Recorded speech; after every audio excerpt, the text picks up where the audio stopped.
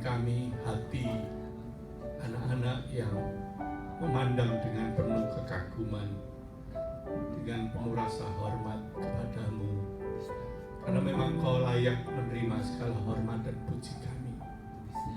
Dan biarlah Kau mau menyapa setiap kami, mau berbicara kepada setiap kami untuk mengerti hati-Mu. Terima kasih ya Tuhan.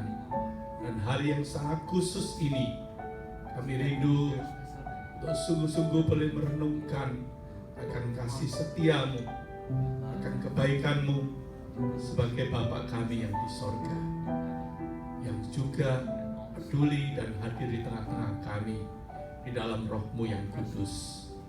Berbicaralah kepada setiap kami, karena kami sangat rindu untuk mendengar firman-Mu.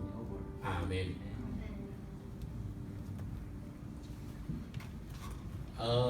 Saudara-saudara, tadi malam ada Indosef yang sangat menarik di rumah Bill. Dan yang lebih menarik lagi sebab yang punya rumah yang memimpin pujian anak-anak ya. Lalu sangat kreatif, William mengajak anak-anak untuk coba memikirkan fathers ya, sebagai akronim ya. Lalu anak-anak diminta satu persatu, coba kata fathers itu menurut kamu apa? Yang pertama mengatakan F, ya dia mengatakan faithfulness ya, atau faithful ya, apa yang namanya setia ya. Lalu E, E itu apa? Amazing. Wow, amazing. Anak-anak ditanya satu-satu. Lalu T itu terrific. Lalu H, ya, H itu mulai dengan hair. Kebetulan yang mengucapkan adalah seorang anak yang rindu papanya hairnya banyak.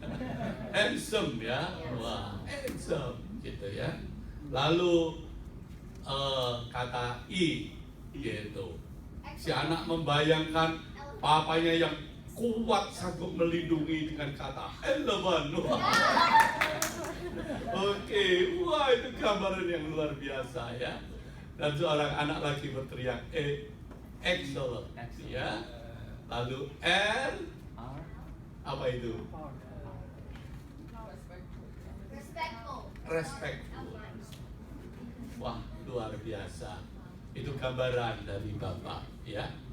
Nah saudara, tapi kalau kita berpikir tentang Allah, tentang Tuhan dalam hidup kita, terutama Allah, gambaran apa yang ada dalam pikiran kita? Kebanyakan orang, saudara, di dunia ini selalu berpikir bahwa Allah itu sebagai suatu atau seorang pribadi penguasa yang sangat seram dan berwibawa. Ya, saya sempat pergi ke Vatikan dan di sana ada satu lukisan di atas langit, ya. Saya lupa, mungkin Leonardo da Vinci barangkali yang melukis, ya. Oh, Michelangelo ya. Ya. Dia melukiskan Allah sebagai Allah yang di sorga itu, wah begitu berwibawa, rambutnya putih dan sebagainya ya. Nah banyak orang menggambarkan Allah itu seperti begitu. Ia adalah Allah yang kudus, yang sempurna, yang tinggal di tempat yang tak terhampiri, yang dijagai oleh bala tentara surga. Dan banyak orang berpikir Allah itu mirip dengan diktator yang menakutkan, tak tersentuh. Ya. Kenapa begitu? Sebab karena begitu sempurnanya sehingga segala perintahnya itu begitu mutlak, tak terbantahkan. Ya. Dan ya pasti memberi penghargaan kepada setiap orang yang mau melakukan apa yang dia ingini, yang dia perintahkan.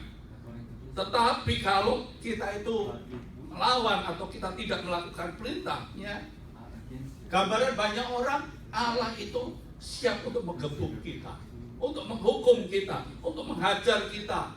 Bahkan terakhir kalinya dia akan membinasakan kita. Sehingga orang Israel, saudara, itu ketika menyebut nama Allah, dia nggak berani menyebut nama Allah. Ya.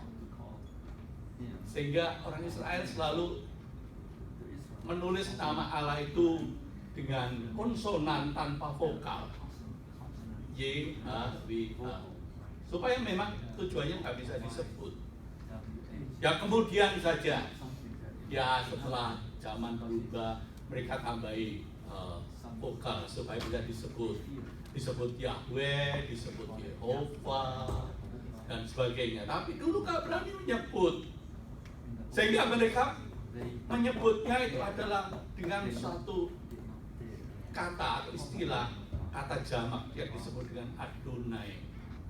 Adonai itu artinya Tuhan, di atas segala Tuhan. Adonai itu bisa berarti junjunganku, ya, itu menunjukkan begitu tingginya sembahanku, ya, atau Allah yang perkasa, itu Adonai. Mereka tidak berani menyebut Yahweh, mereka menyebutnya, oh dia itu adalah Sang Adonai, Allah yang perkasa. Itu gambaran secara di Perjanjian Lama. Sehingga setiap mereka beribadah setahun sekali, hanya ada satu imam yang dapat undian, itu boleh masuk ke satu ruang yang disebut ruangan Maha Suci. Itu pun melalui suatu ritual yang panjang untuk penyucian diri. Sebab kalau si imam itu, walaupun dia sudah dapat undian untuk masuk ke ruang Maha Suci, untuk menyampaikan korban bakaran, wangi-wangian dan puji-pujian kepada Allah, kalau dia tidak kudus, saudara, maka celakanya itu dia masuk ruang Maha Suci itu dia bisa binasa di sana, dia bisa mati. Oleh sebab itu si imam yang masuk ke ruang Maha Suci itu selalu dirantai kakinya. Sebab kalau dia masuk ke ruang Maha Suci, lalu di sana dia tidak kudus, menghadap Allah yang kudus, langsung dia binasa. Sehingga tidak ada orang yang berani ngambil jenazah yang jatuh di ruang Maha Kudus itu. Makanya diikat dengan rantai lalu ditarik begitu, supaya kalau mati bisa ditarik keluar, nggak ada orang yang ngambil. So, kalau ada orang yang ngambil, dia tidak kudus, dia mati juga. Begitu. Wah, serem sekali gambarannya. Bahkan lambang Allah yang hadir dilambangkan dengan tabut perjanjian, saudara, itu ketika dibawa ke kemah perjanjian, karena setelah direbut oleh tentara musuh. Nah, ketika melewati jalan yang yang jelek, lalu tabut perjanjian itu hampir jatuh. Ya, ada beberapa orang yang mencoba menahan supaya tidak jatuh. Iya. Dan karena itu melanggar peraturan tidak boleh, maka orang yang memegang tabut perjanjian itu juga langsung mati. Where you going? Ya. Jadi itu gambaran Allah yang ada di Perjanjian Lama.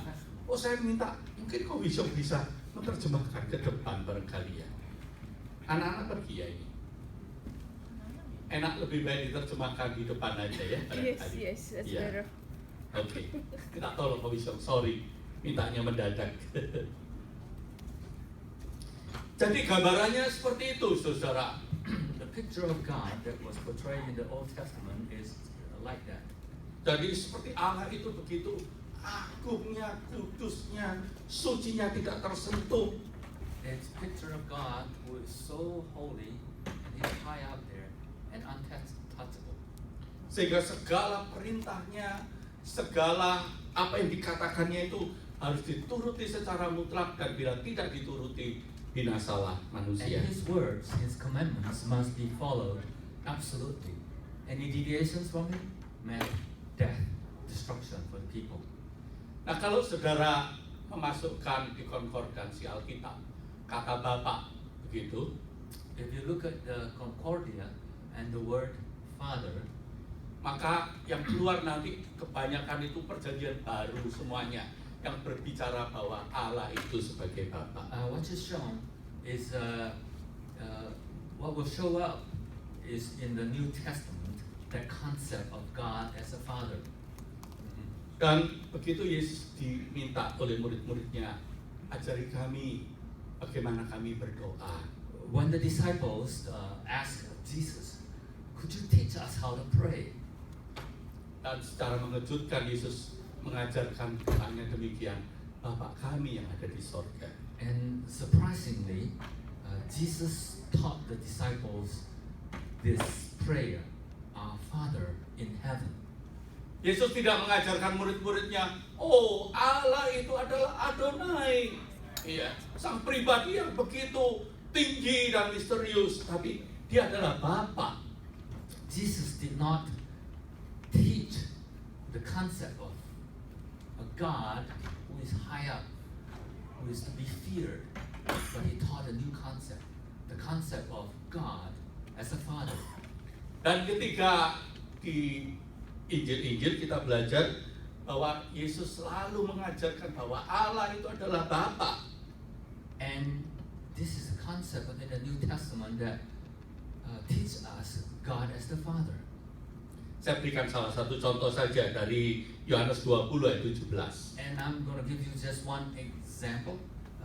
John chapter 20, verse 17. Ketika Yesus bangkit dari kematian dan bertemu dengan murid-muridnya, bertemu dengan wanita yang bertemu Yesus yang bangkit. After Jesus rose from the dead, and when he met the women, Dan ketika si wanita itu mau memegang Yesus, Yesus mengatakan begini, jangan engkau memegang aku, sebab aku belum pergi kepada Bapa. when the women wanted to reach out to Jesus, Jesus said, "Do not touch me yet. Let me go to the Father first. Tetapi pergilah kepada saudara-saudaraku But Dan- go to your brothers dan katakanlah kepada mereka and told them, bahwa sekarang aku akan pergi kepada Bapakku dan Bapakmu. and now I am going to my Father and also your Father." Kepada Allahku dan Allahmu. To my Father and also your Father. Luar biasa, saudara, itu satu revolusi yang luar biasa. Bahwa Yesus mengajarkan Bapa yang di sorga itu adalah Bapakmu dan Bapakku. It's a very revolutionary concept because Jesus taught to the disciples that his Father is our Father as well. Tapi kalau gambaran Allah sebagai Bapa itu hanya milik perjanjian baru, maka kita keliru, saudara. But if you think that the concept of God as the Father is limited only to the New Testament, then you are wrong. Sebab di dalam perjanjian lama pun Allah itu dikenal sebagai Bapa juga. But yet, in the Old Testament too, the God is known as the Father as well. Tetapi karena Allah itu selalu dipikirkan begitu dahsyatnya sampai gambaran tentang Allah sebagai Bapa itu tertutup, tidak pernah terpikirkan dan tidak menonjol di perjanjian lama. Because of the image of God as a personality to be feared is so prevalent that the image of God as the Father is hidden behind this fearful concept of God. Contohnya Mazmur 103 tadi yang kita baca. An example of this is found in Psalm 103, the verse that we have just read. Mazmur yang ditulis oleh Raja Daud. And the psalm that was written by King David. Dimulai dengan puji-pujian kepada Tuhan. It began with praises to God. Tapi ayat 13 saudara sangat menarik. But in verse 13, this is very interesting. Sebab Tuhan yang dipuji dan disembah oleh Daud itu, Daud menyapanya seperti bapak sayang kepada anak-anaknya. As the father who loved his children, and King David wrote, Demikianlah Tuhan sayang kepada orang-orang yang takut akan so Dia. too God loves the people who loved him. Saya ingin mengajak saudara sedikit melihat Mazmur 103 ini. And I want to ask you to think about this verse, 103 verse 13. Ayat 1 dan 2 dibuka dengan kata-kata pujilah Tuhan, hai jiwaku. And in verse 1, it begins with praise the God, oh my soul. Pujilah namanya yang kudus, hai segenap batinku. Praise his name who is holy with all my might, my soul.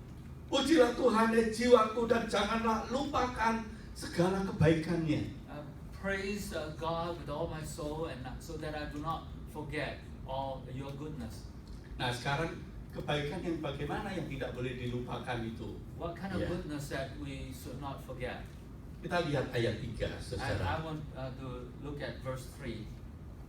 Ayat 3 mengatakan bahwa Allah yang digambarkan sebagai Bapa tadi, saudara, dikatakan Dia yang mengampuni segala kesalahanmu, yang menyembuhkan segala penyakitmu. And the Father who is pictured, the God who is pictured as the Father, it says in this verse, He forgives all our sins and heals all our sickness. Ya, luar biasa. It is amazing. Karena Allah itu digambarkan Bapa yang mengampuni segala kesalahanmu, yang menyembuhkan segala penyakitmu. It is an amazing description here because God is pictured as someone who forgives all our sins and heals all our sickness. Ya tentu ini bukan cuma sekedar sakit biasa, tapi ini hubungan antara orang tua dan anak. This is not just ordinary sickness, but this is could be portrayed the relationship between that of a father and of a son. Sebab kadang-kadang tidak bisa disangkali seorang ayah terpaksa harus mendisiplin anaknya. Ketika anaknya berbuat salah diingatkan gak bisa, berbuat nakal diingatkan gak bisa, kemudian harus dengan tangannya sendiri dipukul. And there is a situation when a father cannot avoid the scenario that he must discipline his own son because of continuous disobedience. Tetapi di dalam tindakannya itu dia memukul dengan hati yang mengampuni. But in his compassionate heart that he is administering the discipline. Itu menyakitkan anak-anaknya, tetapi itu menyembuhkan. It is hurtful to the children, to the child, but it is healing. Bagi teman-teman yang belum menjadi bapak, And for those apa yang belum menikah, have not become a father, mungkin sangat sulit mengerti ini. perhaps it's a concept that is difficult to understand. Tapi nanti kalau makan, jangan yang muda-muda kumpul, yang muda-muda kumpul dengan yang sudah bapak-bapak. And not when we are eating later, don't just gather with your own young group, but take some time and listen to the fathers. Dan tanyakan betul nggak? Ask, Ketika bapak-bapak itu menghukum anaknya, apalagi harus memukul, ternyata di sana dengan hati yang sudah mengampuni dan hati yang menyembuhkan. ask the fathers what it's like. What does the father felt like when he's disciplining his children? Ayat 4 sudah sangat menarik. And verse 4 is very interesting. Sebab sang Bapa itu digambarkan dia yang menebus hidupmu dari lubang kubur, yang memahkotai engkau dengan kasih setia dan rahmat. In verse 4, it's described the Father is someone who saves the children from the graves, and He gives love and compassion. Jadi kalau lubang kubur ini saudara satu gambaran ketidakberdayaan dalam hidup. Grave is an image of how helpless we are. Dan di sana si pemazmur ingin mengatakan, ketika anak-anakku ada di dalam ketidakberdayaan, masih ketidakberdayaan, si Bapak menolong dia, membawa dia keluar sampai menjadi yang hebat. When the child is helpless, the Father extended His hand and helped him. Digambarkan memahkotai engkau dengan kasih setia dan rahmat. And He gives the child love and compassion. Oh, ketika anak-anak mungkin dikalungi dengan medali, atau ketika topi kesarjanaannya itu lambangnya itu dipindahkan bahwa sekarang kamu sudah sarjana, begitu pasti sang mata Bapak tidak pernah berkedip melihat. When a child receives a medal, or when he placed the tassel of the hat of graduation from the left side to the right side, as a father look at the child, how proud he would be on that moment. Sang Bapak ingin mengatakan, oh anakku yang dulu itu kecil gak berdaya, sekarang dia sudah sarjana loh, sudah mendapat mahkota dia, seperti begitu ya, sarjana. What goes in the mind of the father is that, look at my child who was little, now gradually had received the crown of honor. Apalagi kalau ayat ini dibaca dengan kacamata perjanjian baru, saudara, luar biasa. And we look at these verses from the perspective of New Testament. This is even more amazing. Sebab Allah menjadikan kita sebagai anak-anaknya menebus dari lubang kubur itu bukan dengan pakai cara bim salah bim begitu. It's not with magic that God saves us from the graves and make us risen along with His Son. Tetapi Dia mengorbankan yang paling berharga dalam hidupnya. But He does it with something the most valuable to Him, which is His own Son. Yaitu Allah Sang Putra, diri Allah sendiri yang menjadi manusia dan rela mati untuk mengeluarkan manusia keluar menebus dari lubang kubur.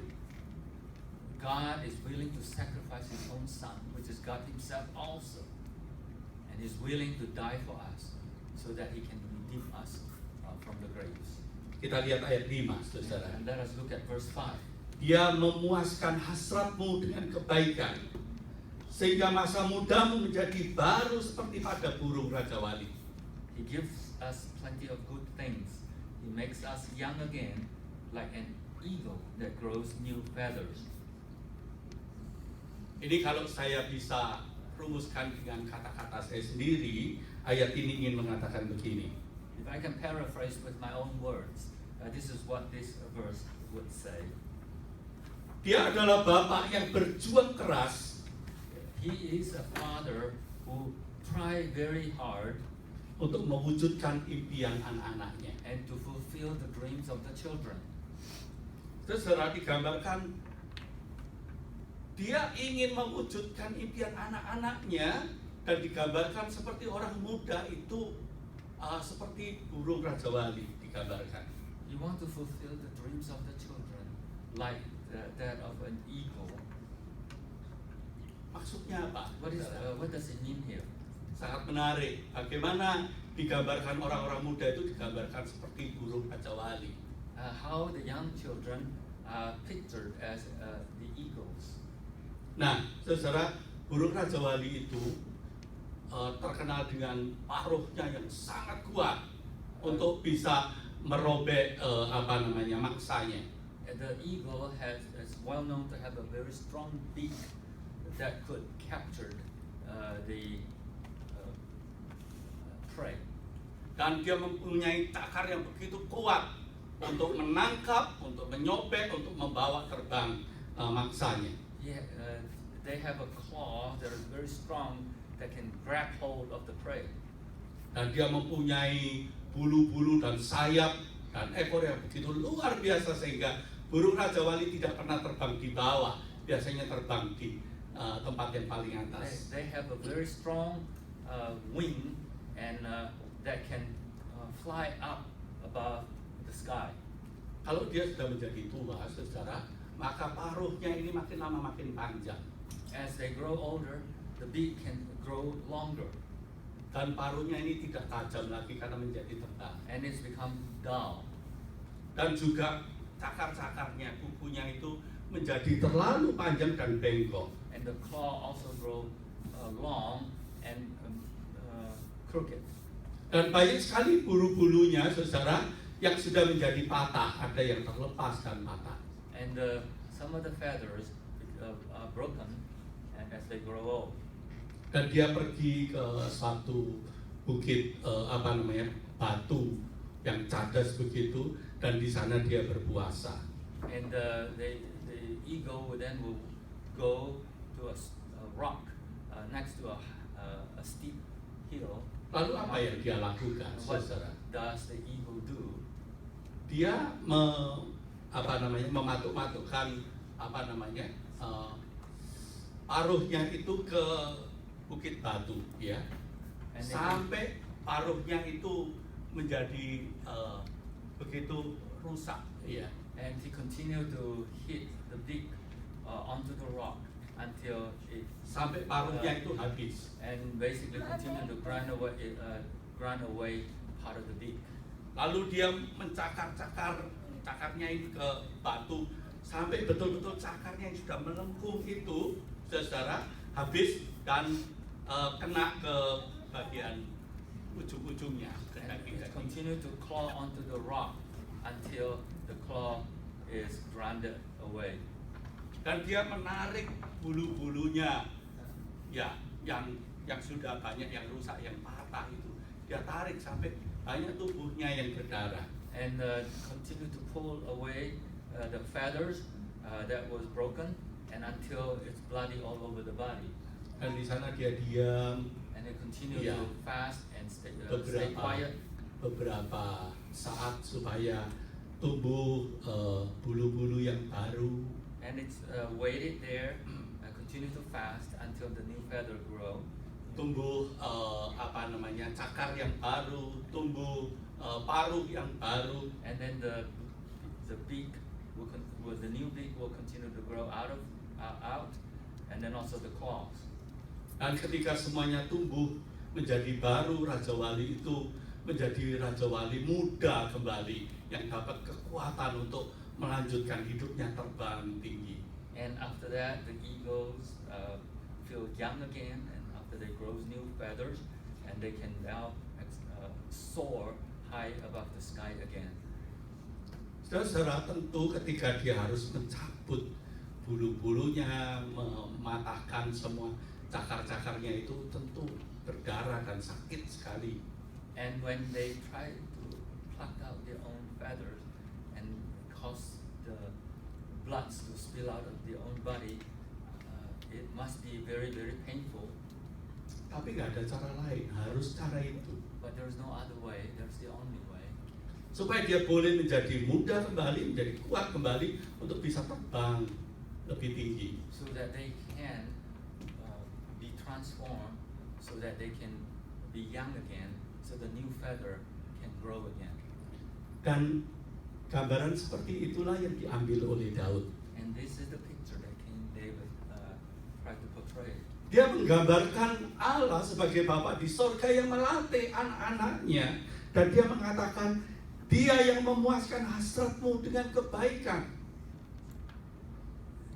This is a picture of God who is trying to discipline his children. And he is the Lord who is kind and merciful. Sehingga masa mudamu menjadi baru seperti pada burung Raja Wali. So that the youth will become renewed and restored, and so they will be given new feathers like the eagles.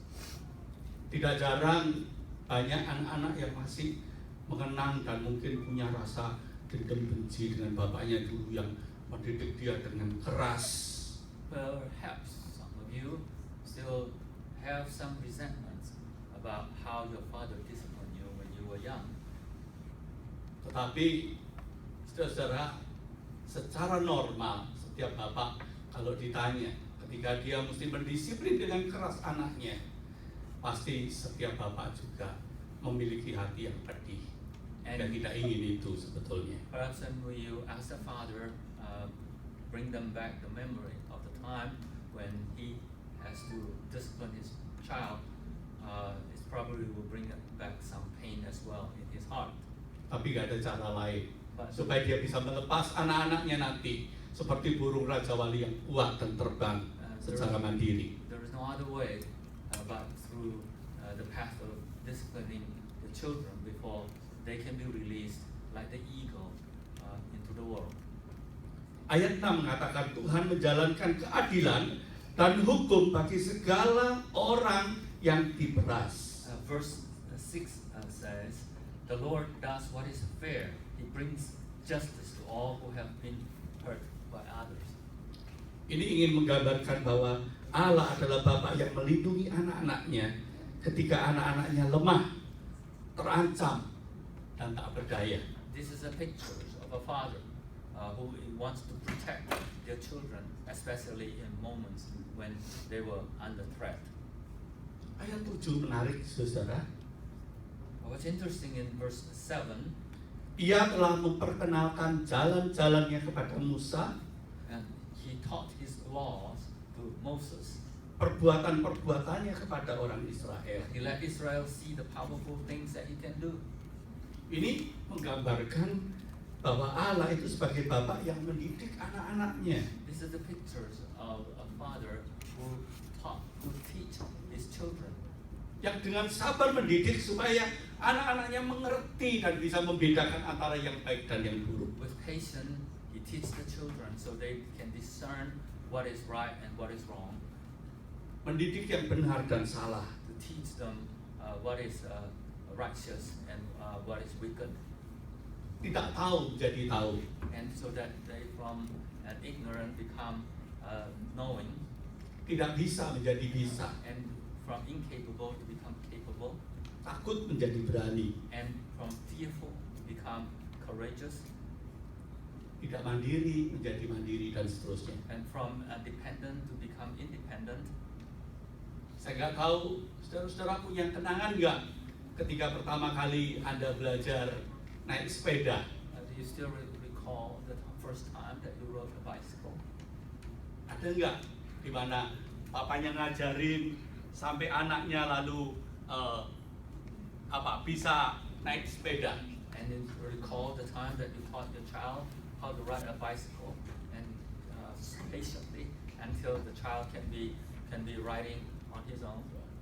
Kadang-kadang si anak merasa, oh aku sudah bisa sendiri walaupun jalannya masih bengkak-bengkok. And oftentimes a child thought that he already knew how to ride, despite the fact that he's still veering to the left and veering to the right. Sebab karena dia lihat ke depan, dia tidak tahu bahwa di belakangnya bapaknya yang pegangi. And he didn't know that the fact that he can be steadily riding the bicycle is the fact the father was holding the bike in the back. Sambil lari ngikuti sepeda anaknya, dia pegangi supaya anaknya bisa berlatih keseimbangan. Running furiously behind the bicycle so that the child can ride the bike. Dan si bapak begitu merasa, oh anakku sudah lumayan, dilepasnya sedikit. And so then the father, thinking that the son or the child can already know how to ride, and he would let go. Walaupun pada waktu melepas itu, si bapak sangat khawatir jangan-jangan nanti anakku jatuh. Makanya dia melepas sambil terus lari di belakangnya. And as the father, and although he let go of it, but he continues to be worried about his child, and then he will then continue to run closely behind. Dan ketika si anak menoleh ke belakang, dia melihat, oh, sudah gak dipegangi bapakku lagi. Dia begitu senang digenjot, tapi padahal di depannya langsung jatuh blodak. As the son continues to feel more Ada yang confident, punya he pengalaman look back, begitu, saudara? he look back, and then as he look back, then he fell. Adakah saudara yang punya pengalaman bagaimana bapaknya ngajarin berhitung? Have you recall the time that you teach your child how to count? Atau belajar untuk menyanyi dan sebagainya? Teach them how to sing. Atau Anda nggak punya pengalaman itu? Sebab Bapak Anda tidak pernah hadir dalam kehidupan Anda, walaupun dia ada di situ. Perhaps you never experienced the presence of your father, despite of although the father is there, but he's never actually there. Saudara, Bapak yang tidak hadir dalam kehidupan anak-anak, hadir bukan hanya fisikal, tetapi hadir sebagai Bapak. Itu merusak figur pengenalan kita akan Allah. The father who is just physically present, but not actually present in the life of the children, is actually damaging the concept of God as the Father. Saya mengenal Allah sebagai yang melindungi, yang menjagai, yang berkorban. I know God as someone who protect, who guard, and who care. Itu karena saya mengenal Papa saya begitu. And because I have a father who is that way. Nah saudara, ayatnya yang ke-8 dikatakan begini. Tuhan adalah penyayang dan pengasih, panjang sabar dan berlimpah kasih setianya. Verse 8 continues, the Lord is kind and merciful, He is patient and full of love. Ya, kesulitan tiap laki-laki untuk bisa menjadi ayah ada di ayat ini, saudara. And the most difficult part of being a father is described in this verse. Panjang sabar itu gak mudah. Being patient and full of love is not easy. Tetapi itu bisa terjadi karena sebetulnya itu bukan karakter langsung pria ya. It is not a natural, easy trait of a man. Tapi kalau seorang ayah itu bisa panjang sabar sampai terhadap anaknya, itu karena disebutkan berlimpah kasih setianya. And if a father can be full of patience to his children, and that's the key to faithfulness. Ayat 9 mengatakan Bapak itu tidak selalu menuntut dan tidak untuk selama-lamanya mendendam. Verse 9 says, the father does not always criticize. He does not stay angry with the children forever. So kalau si bapak itu suka pendendam, dia suka menuntut kepada anak-anaknya, saudara, wah, hidup anak-anaknya pasti susah. If a father is revengeful and hateful to the children, and the children lives will not be easy. Sebab ayat 10 mengatakan bahwa bapak itu adalah yang pemaaf. And because verse 10 says that the father is someone who is forgiving. Tidak dilakukannya kepada kita setimpal dengan dosa kita, dan tidak dibalasnya kepada kita setimpal dengan kesalahan kita. Although we sinned against the father, but he did not give us the punishment we deserved. Dan itulah gambaran bapak yang dipenuhi dengan kasih untuk anak-anaknya. This is a picture of a father who is full of love for his children, Supaya anaknya dari yang tidak bisa menjadi bisa, so that he can teach the child, dari tidak tahu menjadi tahu, and from not knowing to be full of knowledge, dari tidak mau menjadi mau. and from a lack of desire to full of passion.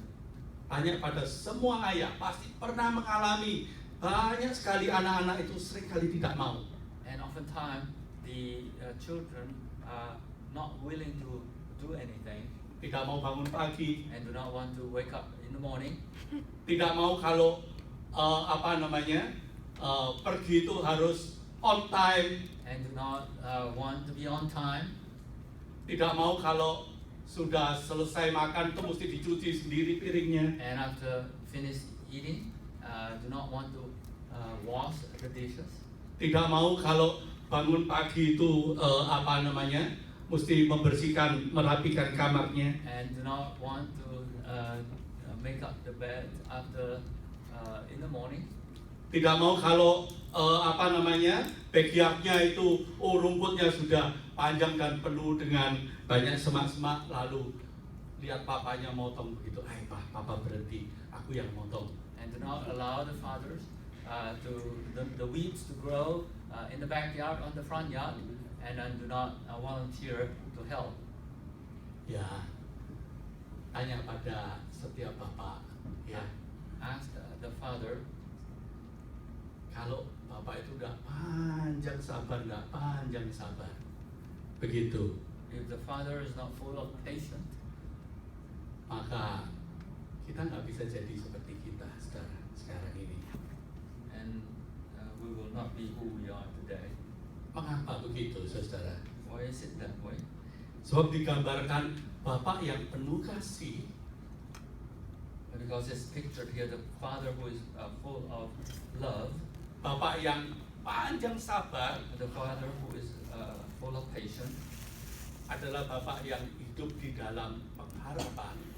is the father who lives in the hope Bahwa pada suatu hari anak-anaknya itu pasti bisa dilepas seperti burung raja wali yang mandiri. hopeful that one day the children will be able to be independent like the eagles who are released into the air. Nah, kalau ingin tahu gambaran seberapa besar kasih bapak, If you want to know how great is the love of a father, seberapa besar kepanjang sabaran bapak, how long is his patience, seberapa besar hati yang pemaaf yang dimiliki oleh bapak. how deep is his heart for forgiveness. Ayat 11 dan 12 itu gambarannya. Verse 11 and verse 12 picture them. Digambarkan seperti ini, tetapi setinggi langit di atas bumi, As high as the heaven above the earth, demikianlah besarnya kasih setia Bapa atas orang-orang yang respect akan so Dia. is his love of the Father in heaven for his followers. Sejauh timur dari barat, As the east is from the west, demikianlah dijauhkannya daripada kita pelanggaran-pelanggaran kita. so too he has taken our sins as far away from us. Itu gambaran pengalaman Mazmur yang begitu akrab dengan Allah sebagai Bapa. This is the portrait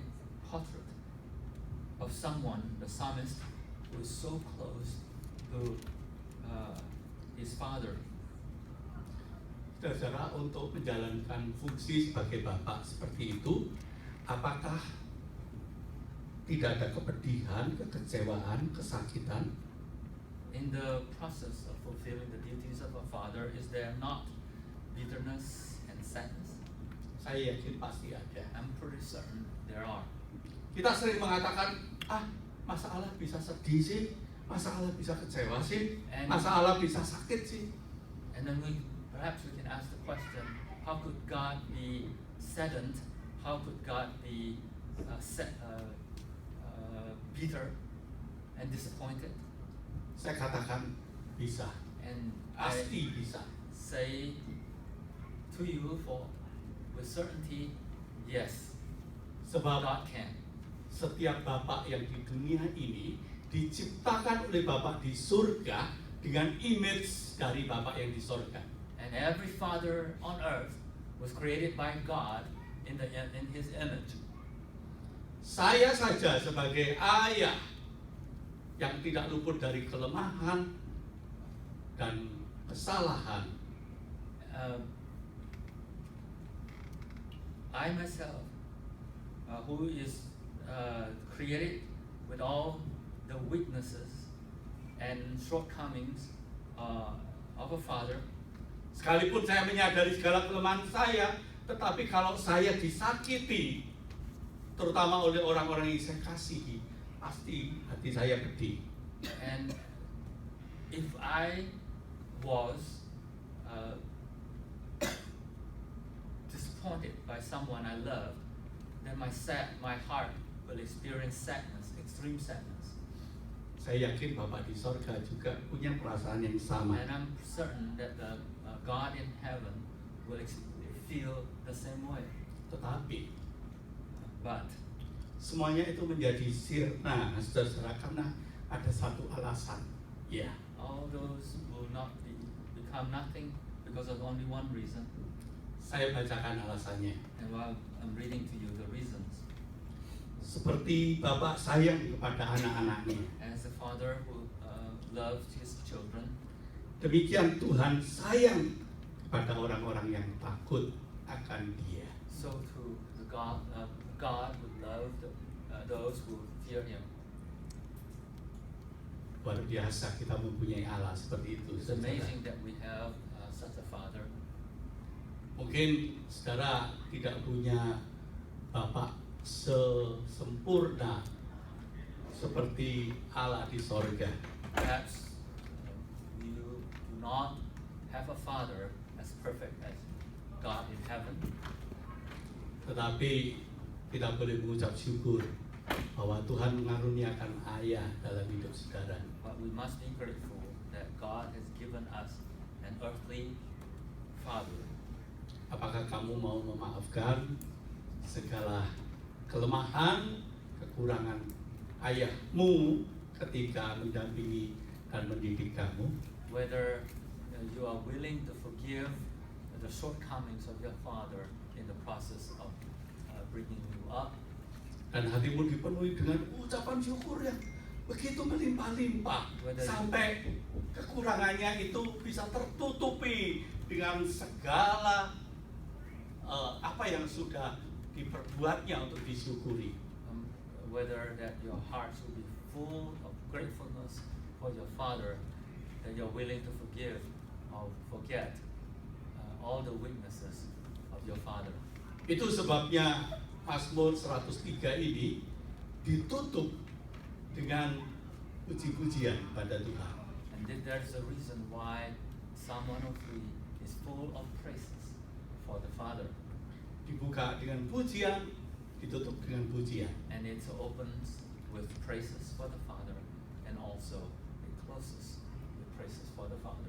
Mazmur 103 ini menjadi tantangan bagi setiap ayah Psalm 103 become a challenge. Would like to challenge every father supaya dia boleh mengimitasi Allah di sorga sebagai Bapa. so they can imitate the Father in heaven.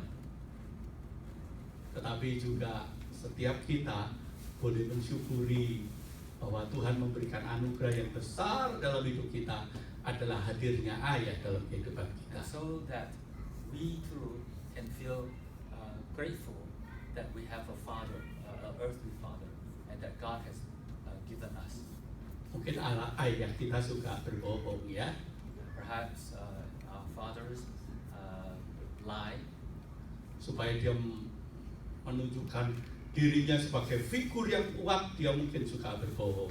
and perhaps to portray that he is a strong figure, that oftentimes he would lie. Ini ada video cuplikan sedikit yang menggambarkan ayah suka berbohong ya. And this is a video that illustrates how sometimes a father would lie to his child. Dan saya pikir pasti banyak bapak-bapak suka berbohong. Coba lihat video ini saudara ya.